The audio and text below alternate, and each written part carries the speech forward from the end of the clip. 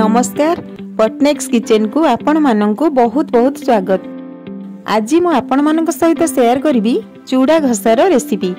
जेकोसी पूजा रे साधारणतः चूड़ा घसा बना जाय थाए आ चूड़ा घसा खाइबा को बहुत ही टेस्टी लगी थाए।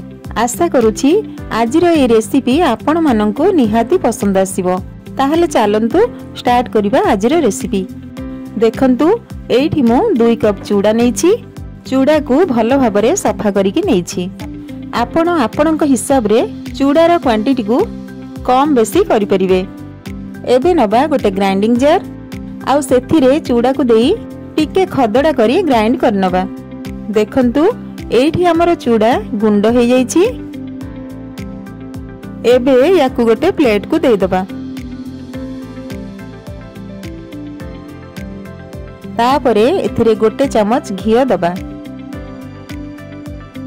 आउ आधा कप गुड़ दे दबा। तापरे घियो आउ गुड़ को चूड़ा सहित भल भाबरे मिक्स करिबा। जेहेतु रेसिपी रो ना चूड़ा घसा तो याकु 2 हाथ रे घसी घसी मिक्स करिबा।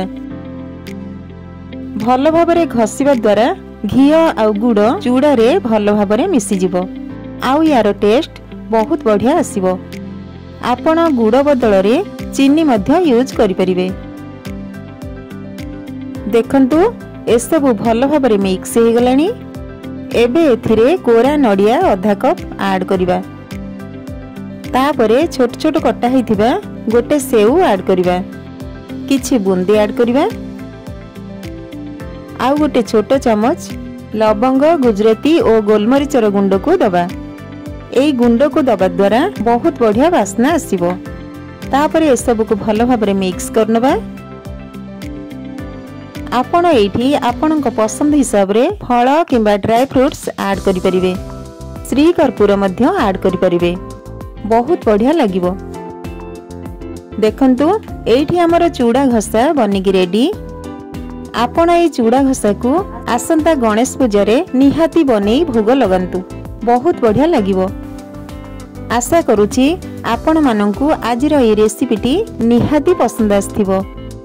रेसिपीटी भल लागिथिले वीडियो को लाइक करिवे, शेयर करिवे आउ चैनल को सब्सक्राइब करनेबे।